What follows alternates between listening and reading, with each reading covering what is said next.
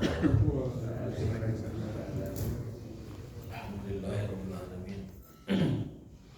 Wa bihi nasta'inu ala umuri dunya waddin. Asyhadu an la ilaha illallah wahdahu la syarika lah. Wa asyhadu anna Muhammadan abduhu wa rasuluhu wa la nabiyya ba'dah. Addal amanah wa ballagha risalah wa nasaha ummah wa jahada billahi haqqa jihadih hatta atahul yaqin. Tarakana 'ala al-mahjatil bayda lailuha kanahariha la yazighu anha illa halik. Allahumma shalli wa sallim ala nabiyyina Muhammadin sayyidil awwalin wal akhirin wa asyrafil anbiya'i wal mursalin al-mab'uusi rahmatan lil alamin wa ala alihi wa sahbihi wa man sara ala nahjihi ila yaumiddin. Allahumma subhanaka la ilma lana illa ma 'allamtana wa 'allimna ma yanfa'una wa zidna ilman. Allahumma rabbana atina fid dunya hasanah wa fil akhirati hasanah wa qina adzabannar. Amin ya rabbal alamin. Bapak sekalian yang dimuliakan oleh Allah Subhanahu wa taala, hari ini kita akan melanjutkan kajian Sahih Bukhari dan urutan hadis yang kita pelajari hari ini adalah 517. Terus tos tiasa ngaos ngisi di mana-mana, Pak. Tos cekap dengan ajengan jile badai ngaos mangga dicandak kita benar. Terus 500 hadis mah tos gitu. Terus eleh kabeh tos. Yang pokok dari gitu. Nah, itu ada. Jadi kami nambah hiji teh nu kamarina teh poho hiji gitu. Anggarnya hiji. Patutur-tutur. Nambah hiji hilaf hiji, nambah hiji hilaf hiji gitu. Biasalah. Sering kali ngamalkeun. Itu hiji asal. Ulah teh hiji acan minimal. Tos itu yang bantu mentos. Tos cekap bade jantan ajengan tiasa kantun netan beta sorbana sareng naon. Kopeahna. Hadis ke-517. Bab idza shalla ila firashin fihi haidun. Bab tentang hukum orang sholat kemudian di hadapannya itu ada orang tertidur dan tertidurnya itu istri kita yang misalkan taruhlah sedang haid begitu. Dan ini kisahnya ini adalah dari Maimunah binti Al-Haris. Qalat kana firashi hiyala musallan Nabi sallallahu alaihi wasallam farubbama waqa'a thawbuhu alayya wa ana ala firashi. Jadi ketika beliau sholat itu kain beliau itu kain baju beliau itu mengenai kasur yang sedang ditiduri oleh istri beliau namanya Maimunah binti Al-Haris.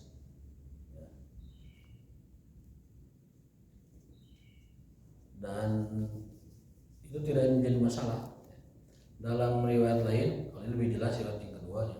Karena Nabi SAW yusolli wa ana ila jambihi na'imatun fa idza sajada asabani. Jadi Maimunah ini pernah tidur ya di hadapan Nabi SAW. Lalu beliau sholat. Apabila beliau sujud, maka baju beliau itu kain beliau mengenai Maimunah wa ana haidun padahal beliau sedang haid. Wa zada Musaddad an Khalid qala haddatsana Sulaiman Asy-Syaibani wa ana haidun. Jadi maksudnya ini memberikan kita faedah hukum bahwa kalau kita sedang sholat lalu kain kita itu menimpa istri kita meskipun sedang haid itu tidak masalah. Berarti kesimpulannya wanita haid itu yang najis hanya haidnya. Sementara seluruh badannya dan dirinya sendiri tidak najis. Karena ada hadis yang menjadi kaidah al-muslimu la yanjus, muslim itu tidak najis. Muslim itu tidak najis. Bahkan beliau sering baca Al-Qur'an, kepala beliau itu di paha istrinya Aisyah, padahal Aisyah sedang haid.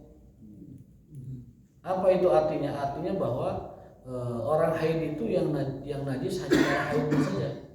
Orang haid yang najis hanya darah haidnya saja, tetapi seluruh dirinya itu tidak najis. Mengapa ada hadis seperti ini? Karena dulu di zaman kepercayaan jahiliyah orang kalau wanita haid itu dikucilkan, Pak. Dikucilkan, bahkan di beberapa tradisi kalau ada perempuan sedang haid tidurnya tuh nggak boleh di kamar utama, tidurnya di hawu. Apa hawu itu di dapur. Wanita haid tidurnya di dapur. Bahkan di kepercayaan Yahudi dikucilkan, dijauhkan. Wanita haid itu dianggap najis, tidurnya terpisah, bahkan rumahnya juga dipisah. Itu di kepercayaan Yahudi. Kemudian di tradisi jahiliyah juga tidak kalah kejamnya gitu. Maksudnya kejam itu kalau perempuan haid itu benar-benar tidak dianggap manusia. Perempuan kalau sedang haid itu benar-benar tidak dianggap manusia. Dikucilkan, dijauhkan, tidurnya pun nggak boleh di kasur. Di sana di dekat hawu, di dapur, di dekat tungku perapian. Kalau mau makan dianterin, makanya tutup lagi pintunya. Itu jadi posisi wanita itu sangat-sangat dikucilkan dan dimarginalkan oleh keluarganya. Nah, Islam datang membatalkan dan menghilangkan stigma atau kepercayaan yang keliru dan salah itu, salah seperti itu. Bahkan Nabi menunjukkannya lebih tegas lagi. Beliau itu sering baca Quran di badan Aisyah padahal Aisyah sedang haid. Dan beliau itu sholat, Aisyahnya di depan beliau, lalu kain beliau itu mengenai badannya Aisyah, jadi tidak masalah. Yang haid itu hanya tempat darahnya saja, tetapi orangnya tidak haid, tidak najis. Pertemuan sebelumnya sudah kita jelaskan juga dalam fikih kita itu bahwa bahkan suami istri ketika istrinya sedang haid menstruasi itu boleh melakukan istimta apapun. Istimta apapun itu boleh. Fatu harsakum annasitum. Satu saja yang nggak boleh yakni melakukan jima saja. Kalau yang lain-lain itu dipersilakan. Kata Nabi SAW, lakukan sesuka semau kalian ilal izar, kecuali yang di bawah sarung. Kecuali di bawah sarung. Salis sama enggak bawah sarung kayak. Yang haid boleh baca Quran kalau yang perempuan. Yang haid baca Qurannya jangan menyentuh mushafnya. Jadi misalkan ini Quran tidak boleh menyentuh ayatnya. Jadi caranya bagaimana? Bisa pakai sarung tangan, bisa juga dibuka aja begini baca gitu. Nanti ngebednya itu pakai pembatas atau apa begitu. Yang penting dianya itu tidak boleh menyentuh huruf Al-Quran. Baca Qurannya boleh, kan baca Quran itu bagian dari zikrullah. Kalau perempuan haid dilarang baca Quran, berarti dia lepas dari zikrullah. Sementara membaca zikrullah itu perintah yang harus dilakukan zikron kasiro, terus-terusan. Zikir kepada Allah kan tidak boleh terputus. Tidak boleh terputus. Nah, wanita haid kalau dia lepas dari zikrullah berarti seminggu dia nggak zikir. Seminggu tidak zikir itu kosong jiwanya, kosong hatinya. Bisa-bisa dia bukannya isinya Allah Ta'ala, malah kerasukan jin atau lain sebagainya karena kosong dari zikrullah. Nah, perempuan sedang haid tetap zikrullah di dalam lisannya, di dalam hatinya. Baca Quran juga tetap, tetapi yang nggak boleh itu masul mushaf. Tidak ada larangan sama sekali dalam hadis dalam Quran perempuan haid dilarang baca Quran, tidak ada sama sekali.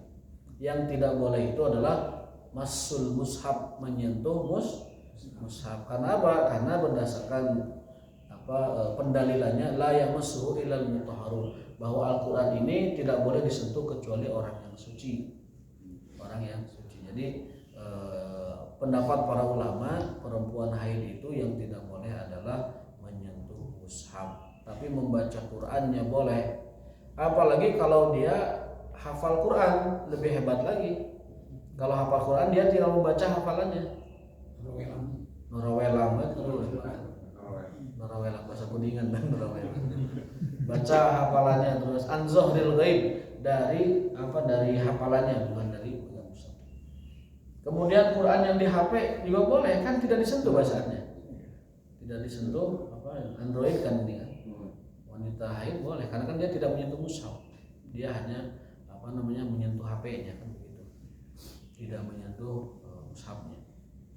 Jadi itu hukum-hukum yang berkenaan dengan wanita haid. Wanita haid boleh baca Quran, boleh zikir, boleh juga membaca mushaf asalkan tidak menyentuhnya. Kalau mau menyentuhnya maka hendaknya pakai sarung tangan. Yang penting tidak menyentuh mushafnya tersebut.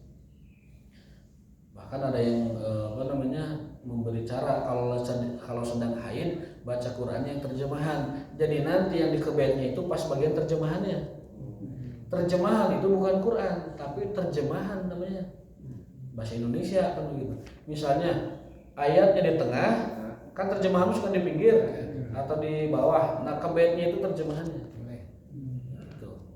Intinya mah wanita haid jangan sampai kosong dari zikrullah. Jangan sampai kosong dari tilawah. Tetap lakukan zikirnya, lakukan tilawahnya, jangan sampai itu menghalangi dia mengingat Allah Subhanahu wa taala. Dalam kitab fikih Sahih Fikih Sunan disebutkan 4 larangan wanita haid. 1 bersenggama, yang kedua tawaf, yang ketiga sholat, yang keempat puasa. Udah cuman itu 4 larangan yang disepakati yang disepakati oleh seluruh ulama. Itu adalah tidak boleh sholat, tidak boleh tawaf, tidak boleh jima, tidak boleh puasa. Itu orang yang haid, wanita haid. Yang berselisih pendapat itu ada banyak. Contoh, boleh tidak dia berdiam diri di masjid, al-mukthu fil masjid. Yang kedua, boleh nggak dia masul mushaf, menyentuh mushaf, dan lain sebagainya. Nah, itu mah diperselisihkan oleh para ulama. Sebagian ada yang mengatakan boleh di masjid juga, karena zaman sekarang mah sudah aman. Sudah aman. Zaman dulu dikhawatirkan darah haidnya menetes ke tempat sholat. Zaman sekarang tidak ada, karena teknologi pembalutnya sudah luar biasa. Saking canggihnya sudah ada yang bersayap sekarang. Betul kan, iklannya itu kan iklannya itu lebih meresap dan lebih menyimpan air dan juga bersayap.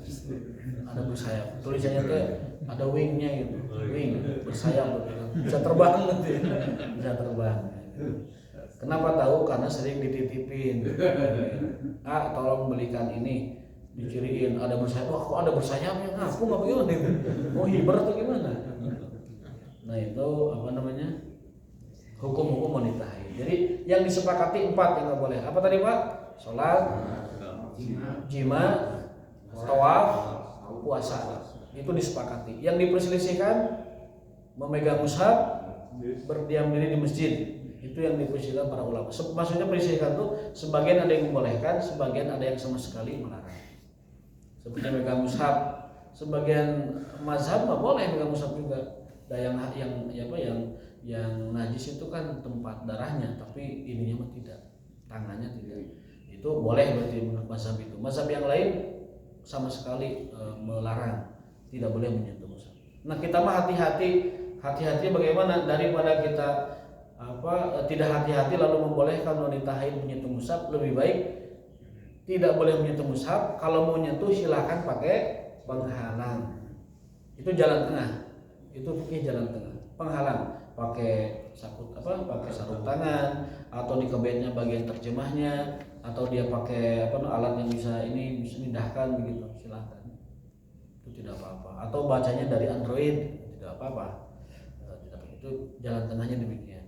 Supaya kita menjaga yang melarang juga dan tetap mengambil faedah manfaat dari yang perintah berzikir tersebut. Jadi jalan seperti itu. Itu bagi hukum wanita haid. Nah ini di hadis ini Rasulullah SAW sholat, bajunya, gamisnya menyentuh istrinya yang sedang haid dan tertidur di sampingnya. Dalam riwayatnya di depannya. Jadi tidak masalah, wanita haid itu hanya najis haidnya saja, tapi yang lainnya tidak. Ini sebagai antitesa dari kepercayaan masa lalu yang mana kalau perempuan haid dijauhkan sejauh-jauhnya, tidurnya di goa, tidurnya di hawu. Di masyarakat Indonesia juga ada. Saya pernah dengar teman, dia berasal dari wilayah wilayah agak jauh gitu, wilayah timur. Itu kalau perempuan haid masih ada tradisi seperti ini. Itu ditempatkan di dapur, di tempat nyamuk. Jadi udah kalau haid nyamuk wae lah gitu. Tidurnya juga di sana, di dekat hawu, dikasih kasurnya tuh dibawain ke sana ke hawu semua. Kalau udah beres baru dibawa ke tempat ini. Nah itu kan tidak Islami, dan Rasul ini kalau bahasa kerennya itu seolah antitesa dari kepercayaan masa lalu yang menganggap perempuan haid itu dikucilkan dan dianggap najis seluruhnya, padahal tidak seperti itu. Nah, yang najis hukumnya bukan orangnya.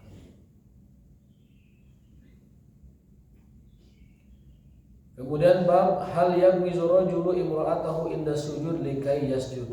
Ini bab tentang Nabi SAW ketika sholat malam kan gelap, itu beliau sholat aja. Di hadapannya itu ternyata melintang tubuh istrinya Aisyah. Ketika beliau mau sujud, itu Rasul pegang kakinya dan diremasnya supaya menggeserkan kakinya. Lalu Aisyah menyingkupkan kakinya, menggeserkan, dan Rasul bisa sujud. Artinya kalau kita lihat hadis ini, berarti tidurnya di bawah. Ya, jadi kasurnya zaman waktu itu berarti kasur yang di bawah, seperti yang di Korea itu, di bawah kasurnya. Tidak pakai apa namanya? Ranjang, tidak pakai ranjang. Karena Rasul sholat, istrinya itu di depannya di kasur ya, di kasur itu terkadang kakinya itu melintang ke tempat sujudnya Nabi. Ketika beliau mau sujud ada kaki dipegangnya lalu digesernya. Lalu istrinya itu menarik kakinya supaya tidak menghalangi sujudnya Rasul SAW. Jadi tidak batal. Tidak batal. Ini jelas-jelas memberikan faedah hukum kepada kita, tambahan penguatan bahwa yang namanya menyentuh bersentuhan kulit laki-laki perempuan itu tidak batal. Nah, itu penjelasan fikihnya begini, tentang menyentuh wanita itu ada 4 pendapat ya. Ada 4 pendapat. Pendapat pertama Abu Hanifah, itu beliau membatalkan secara mutlak. Tidak membatalkan. Imam Abu Hanifah atau mazhab Hanafi, beliau berpendapat bersentuhan kulit perempuan secara mutlak tidak batal. Tidak batal sama sekali. Abu Hanifah, mazhabnya Hanafi. Yang kedua Imam Malik, menyentuh perempuan tidak batal kecuali kalau dengan syahwat. Kalau dari syahwatnya batal. Imam Ahmad bin Hambal berpendapat bahwa mazhab Hambali berarti itu tidak batal selama mereka itu muhrim atau mahram. Kalau bukan muhrim berarti batal. Lalu Imam Syafi'i mengatakan batal secara mutlak. Jadi ada 4 pendapat ini. Yang pertama tidak batal sama sekali, yang kedua batal kalau dengan syahwat, yang ketiga batal kalau bukan muhrim, yang keempat batal sama sekali. Masing-masing punya imamnya, punya mazhabnya. Manapun yang diikuti, kita insya Allah ada yang tanggung jawabnya, para imam itu. Syafi'i batal semua. Ahmad batal kalau bukan muhrim. Malik batal kalau ada syahwatnya. Hanafi tidak batal sama sekali. Karena Hanafi pendalilannya bahwa yang dimaksud oleh ayat Quran kalian menyentuh wanita atau istri itu maksudnya menyentuh yang luar biasa, bukan menyentuh yang biasa. Karena kata beliau, kalau ada orang Arab mengatakan lamastumun nisa, dalam tradisi kebahasaan orang Arab, lamastum itu bukan menyentuh seperti ini, tapi menyentuh yang luar biasa, yang sampai mandi besar. Berarti bersetubuh, menyentuh yang serius lah gitu.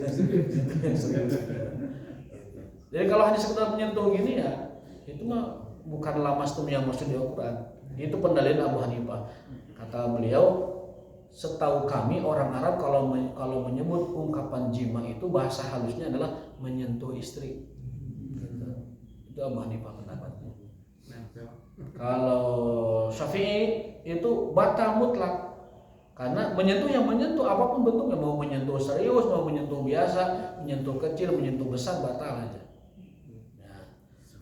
Terus bagaimana kita merojihkan atau mengambil mana yang kuat? Ya mangga, mau mengambil yang hati-hati seperti Syafi'iyah, mangga. Berarti di rumah kalau sudah wudu ya jangan tual-tual ke istri. Herian toel batal. Kalau ngambil hati-hati silakan. Namun kalau kita lihat hadis-hadis yang ada, itu beberapa hadis menunjukkan bahwa pertama Nabi SAW ketika hendak sholat terbiasa beliau itu mencium kening istrinya sebelum sholat, terutama sholat asar. Beliau berangkat sholat asar itu selalu mencium kening istrinya. Lalu yang ini beliau sholat ketika mau sujud ada kaki istrinya melintang di depan, dipegangnya disuruh menggeserkan, lalu istrinya menarik kakinya. Itu juga menguatkan bahwa bahkan ketika sholat pun Nabi menyentuh kaki istrinya tidak membatalkan. Ada Berarti istilah ini kan, ya. istilah pindah mazhab misalkan dalam keadaan emergensi ya, seperti di Masjidil Haram kan, Ya. sedang desakan tuh. Kalau Imam Syafi'i kan menyentuh. batal. Ya. Mangga wahwe ke kamar mandi berarti kalau gitu. Nah tapi kan kata waktu itu Pak Abu ya, ada istilahnya pindah aja katanya mazhab.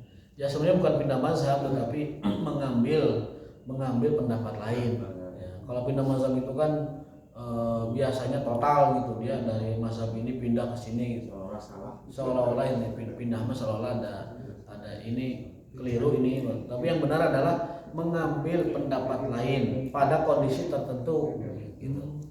Mengambil pendapat lain pada kondisi. Kalau pindah mazhab itu harus total. Ada istilahnya. Berat gitu total. Ya mungkin istilah sehari-harinya pindah mazhab, tetapi yang benar adalah mengambil pendapat lain pada kondisi tertentu. Contoh begini, Imam Syafi'i mensyaratkan sholat jamak qashar di perjalanan itu 80 km, ya kan? Kalau kita pakem pada pendapat itu saja, berarti kalau safarnya cuma 50-60 kilo nggak boleh ke jamak qashar. Tapi kenapa kita tetap melakukan jamak qashar? Karena kita pada kondisi tertentu mengambil pendapat lain. Pendapat lain itu mengatakan 4 mil saja sudah boleh jamak qashar. Kalau perjalanannya mengharuskan atau memerlukan kita untuk melakukan jamak qashar. Seperti kemarin kita ke geotermal itu. Kalau kita tidak jamak qashar di mana di bawah itu desa apa itu saya lupa. Itu di atas nggak ada lagi tempat sholat. Kata mana? Desa Kertamana di atas tuh nggak ada tempat sholat, maka kita lakukan jamak qashar. Ya. Jadi kalau di perjalanan kita serasa sulit, kalau nanti sholat lagi, meskipun tidak 80 km minimal, kita boleh jamak qashar. Dari mana standarnya? Standarnya kita merasa kesulitan kalau harus turun kemudian sholat lagi. Akan repot nih kalau turun sholat lagi. Mungkin jaraknya, mungkin juga waktunya, mungkin juga kondisinya.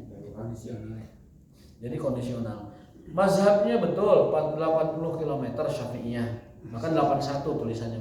Kenapa 81? Supaya tidak nyentuh di 80. Ditambahan 1 km. Jadi 8 hiji lah gitu.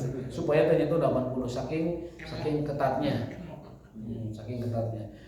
Tetapi pada kondisi tertentu kita boleh mengambil pendapat imam yang lain yang mengatakan tidak mesti 81, kurang juga boleh. Tergantung situasi perjalanan yang kita alami. Seperti kemarin itu contoh yang paling bisa kita rasakan supaya lebih memudahkan. Karena tujuan dari keringanan sholat jamak qashar adalah kan meringankan orang perjalanan. Musafir diringankan, dikasih keringanan. Dan ada kaidah dalam hadis, innallaha yuhibbu an tu'khadha rukhsahu kama yuhibbu an tu'khadha azaimu. Allah itu suka apabila rukhsahnya diambil. Allah itu suka, Allah itu senang kalau bonus-bonusnya diambil. Udah Allah kasih bonus, sok tah jamak qashar perjalanan mah keringanan ti kaula cik Allah. Karunya kadede ti kaula. Mana ulah repotan salat nyangan mushola kemana-mana ketika perjalanan tos sakali we. Allah suka apabila itu diambil keringanannya. Orang tiba-tiba tuh perlu qashar saya mah tuh perlu jamak saya mah bisa. Nah itu berarti dia tidak mengambil rukhsahnya. Padahal Allah suka apabila keringanannya diambil. Sebagaimana Allah suka juga kalau kesempurnaannya diambil. Artinya sebagaimana Allah menyukai sholat sempurna, tidak qashar, tidak jamak, Allah juga menyukai sholat qashar dan jamak. Jadi sama-sama disukai. Jangan merasa ketika kita jamak qashar ada perasaan, aduh asa teh sempurna sholatnya. Jangan sampai. Dua-duanya syariat dari Allah itu. Ada orang merasa ketika sholat itu dia jamak di perjalanan atau qashar, ke rumah teh sholat lagi, perasaan tadi teh asa kumaha gitu qashar teh, asa kumaha jamak teh. Nah itu adalah suatu kesalahan karena qashar dan jamak syariatullah, sempurna juga syariatullah. Dua-duanya Allah sukai, dua-duanya syariat Allah. Bahkan hadisnya Allah suka keringanannya diambil seperti Allah suka kesempurnaannya dilakukan. Itu dalam hadisnya demikian. Jadi tidak usah merasa ada yang kurang atau was-was atau lain sebagainya. Terkadang waswas itu asalnya dari syaitan. Dalam hadis al-waswasatu minasyaitan. Rasa waswas itu dari syaitan. Ada orang waswasnya itu wudu terus bolak-balik. Tapi cair teh habis itu. Ada orang waswasnya takbir. Allah. Can kena aja. Sampai waktu maruku masih ngurus takbir itu. Masih ngurus. Untungnya di dewan teu aya, mun aya mah cuma dipanggil. Mana nanaona al-waswasa minasyaitan. Saya pernah cerita dulu di Imarat di kampus yang saya ngajar itu ada santri mahasiswa sholat asar dari setengah 4 sampai maghrib. Itu beres-beres. Yang di kelas ke mana eta budak teu aya wae. Dicari, suruh temannya nyari. Ternyata masih kikian di masjid lah. Masih sholat. Nah, karena kita rada saregsep ningali dipanggil maghrib teh. Panggil itu si santri itu ke atas, panggil ke ruang dosen, ditanya kamu kenapa? Jawabannya apa? Saya dari asar sampai maghrib baca Fatihah, merasa tidak sah Fatihahnya.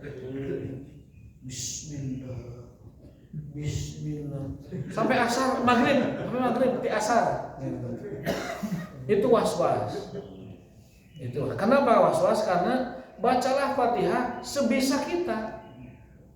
Toh dia ngulang-ulang 1000 kali juga, kalau kualitas Fatihahnya begitu juga tetap begitu. Mual hadeku sehari tahun Fatihahnya mual. Kecuali kalau dia merasa Fatihahnya kurang, lalu dia belajar talaki lagi Fatihahnya, belajar lagi tajwidnya, lalu betul. Ya, tapi kalau di waktu itu kan dia nggak belajar. Baca yang dia bisa. Makanya dalilnya faqra ma tayassara minal Qur'an, bacalah Al-Fatihah ma tayassara yang mudah. Surat yang mudah, bacaan yang mudah minal Quran, dari Al-Quran Al-Karim. Nah, ini dia memaksakan sampai akhirnya sampai maghrib kita kasih tahu itu kamu tuh was-was. Makanya batu mau diajar di kelas jam ke terakhir jam ke 4 jam ke 5, hari kamu masih di masjid. Kahiji kamu rugi tidak masuk kelas, kedua rugi capek dari asar sampai maghrib sholat. Ka batur katiluna sareng sebut batur gitu ninggalina itu beres-beres. Sholat hajat lila teh gitu kan. Kalau dia sholat hajat ternyata sholat asar kan begitu. Disangka kita sholat hajat atau apa gitu kan, lagi sholat sunnah, ternyata sholat hajat. Dan itu fakta terjadi. Kita pernah panggil anaknya dan alhamdulillah sekarang sudah tidak seperti itu lagi. Karena sudah sembuh dari was-was. Diyakinkan. Kamu kalau ibadah tuh pondasinya yakin. Al-yakin la yuzal bisyakin, keyakinan tidak akan dikalahkan oleh keraguan. Modalnya yakini kalau ini sudah sesuai dengan aturannya, sudah yakin gitu. Sudah yakin jalan. Ya mau ayat Allah itu beres-beres.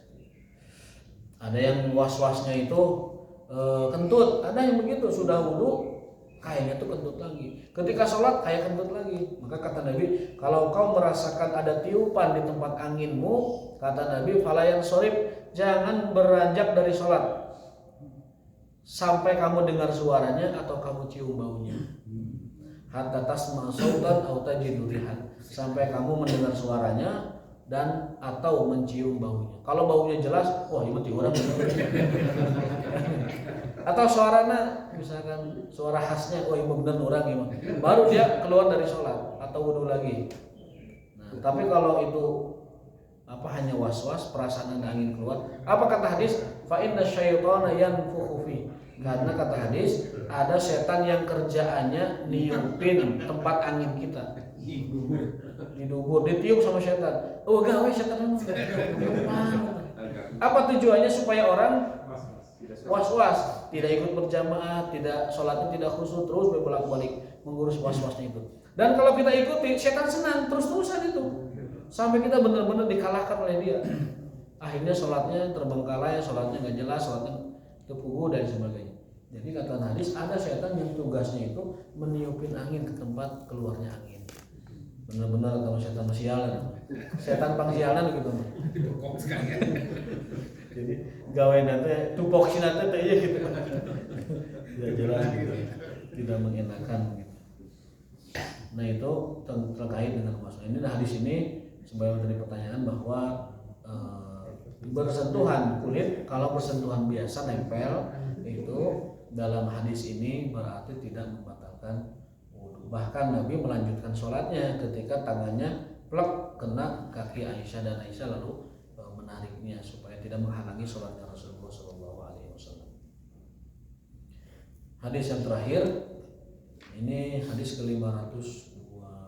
Barangkali ada yang bertanyakan silakan sebelum kita mulai supaya ke Bawalyut.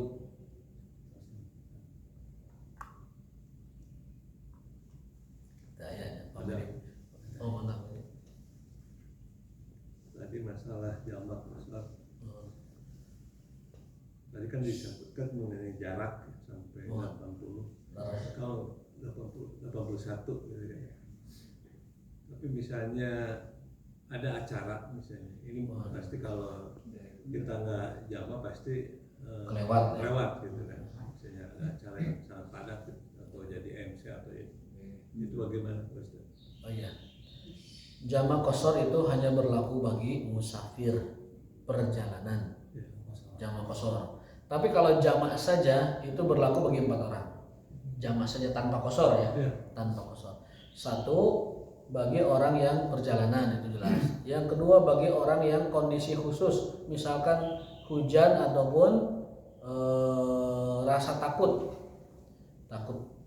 apa namanya, misalkan terjadi apa-apa, pokoknya rasa takut ataupun hujan, itu yang kedua. Yang ketiga sakit, orang sakit boleh jamak di rumah, misalkan jam 6 itu kepala kita sudah pening jam 6 nih maghrib, maka silakan langsung dengan isya, atau nanti maghribnya ditarik ke isya di malam hari setelah kita minum obat, segera isyanya maghrib isya tidak. Jadi kondisi sakit sholatnya sempurna, tapi sempurna sholatnya sempurna 3 dan 4 di waktu isya. Lalu yang terakhir yang boleh kita jamak tapi tanpa qashar itu adalah kondisi hajat, ada keperluan, ada kondisi hajat, misalkan kita macet ya. Kemudian hajatan kita menikah, karena kan sudah rapi kan, kalau wudu lagi itu repot lagi ibu-ibu kan. Kemudian tadi acara rapat atau lain sebagainya yang mendesak banget ya. Tapi kata ulama khusus yang terakhir ini, fala yaj'aluhu adatan, jangan dijadikan kebiasaan. Gitu. Sesekali kita menggunakan hajat boleh, tapi tidak untuk la yaj'aluhu adatan, tidak menjadi adah. Apa itu adah? Kebiasaan. Jadi 4 kondisi kita boleh jamak tanpa qashar, yaitu kondisi sakit ataupun tidak tidak sehat gitu. Yang kedua adalah hujan atau kondisi khusus, rasa takut dan sebagainya. Yang ketiga adalah yang ketiga tadi perjalanan. Yang keempat adalah ada suatu keperluan. Tapi khusus yang keperluan, ulama kasih catatan la yaj'aluhu adatan, tidak dijadikan kebiasaan. Gitu. Sesekali kita misalkan belanja dengan istri ke pusat perbelanjaan. Kalau kita mengambil maghrib, ini sulit sekali ini maghrib ini. Rasanya sulit gitu, kita sedang belanja bagaimana gitu, nyari musola juga misalkan nggak ada atau sulit, ya sudah kita tarik ke isya. Itu namanya ada hajat. Namanya ada hajat. Sesekali, tapi jangan dijadikan kebiasaan. Atau kita ngisi acara, kita jadi organizer atau apalah, kita mengurus acara segala macam, itu dipersilakan. Tetapi tadi catatannya tidak dijadikan sebagai kebiasaan. Terus tolak ukur hajat itu apa? Hajat itu adalah sebuah keperluan yang kita mendesak, memerlukan hajat itu. Secara mendesak kita perlu gitu. Misalkan ini benar-benar kita memerlukan kondisi ini hajat nih supaya sholat kita dijamak boleh. Bahkan ekstrimnya begini. Karena Rasulullah Rasul pernah di Madinah sholatnya menjamak bila safarin wala mator, tanpa ada kondisi apapun. Dalam sebuah hadis ada ungkapan Rasul itu pernah menjamak sholat tanpa sebab. Nah ulama mengartikan tanpa sebab itu hajat. Gitu. Kalau safar kan jelas sebabnya, perjalanan ya kan. Kalau sakit jelas, kalau hujan jelas ada sebabnya, kondisi tidak aman jelas sebabnya. Ini mah beliau pernah sesekali itu sholat jamak bila sebab, tanpa sebab, bila motorin wala safarin, tanpa sebab apa namanya, rasa tidak aman, tanpa sebab hujan, tanpa sebab apapun. Maka dari hadis itu ulama mengambil sebuah kelonggaran. Orang kalau punya hajat, bukan hajatan, punya hajat ya. Hajatan beda dengan hajat. Kalau hajatan tuh identiknya acara. Ini maksudnya punya hajat, punya keperluan, punya sesuatu yang dia harus dilakukan, maka dia boleh menjamak sholatnya. Boleh. Dan kita tahu sendiri seberapa besar kadar hajat kita. Kita yang tahu sendiri. Kalau jamak itu yang didahulukan waktunya. Jamak itu ada dua keterangan. Boleh dia melakukan sholat yang tartib, maksudnya kalau kita menjamak maghrib ke isya berarti maghrib dulu, baru ke isya, baru isya setelah itu. Karena apa? Itu mazhabnya mazhab tartib, tetap urutannya begitu. Kalau mazhab yang kedua, ikuti yang punya waktu dulu, isya dulu, baru setelah itu maghrib. Terutama kalau kita mendapati sholat berjamaah. Misalkan kita baru datang dari kantor, belum sempat maghrib, langsung ke masjid ke sini, lagi isya dulu.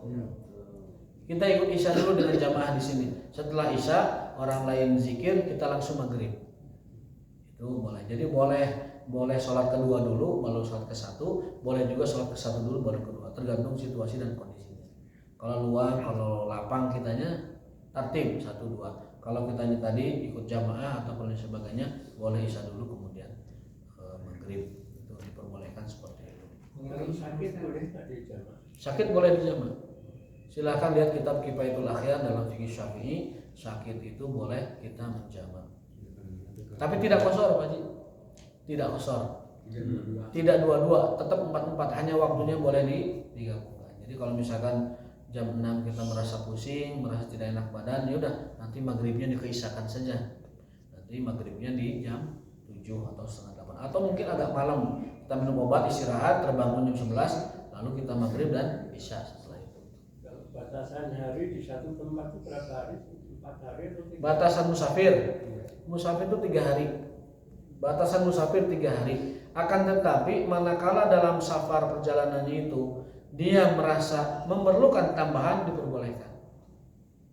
Ketentuan umumnya safar itu 3 hari. Tapi kalau dia memerlukan, masih keliling-keliling, masih kesana kemari, masih belum beres urusannya, dia boleh menambah.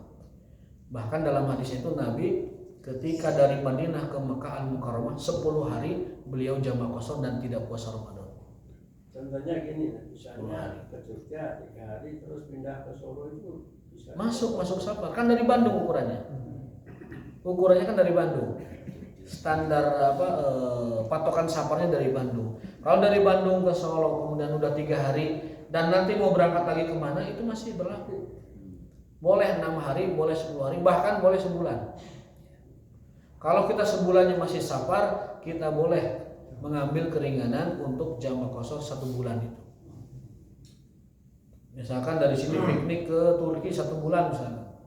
Piknik ke Turki 1 bulan. Maka dalam 1 bulan itu di Turki kita boleh jamak qasar.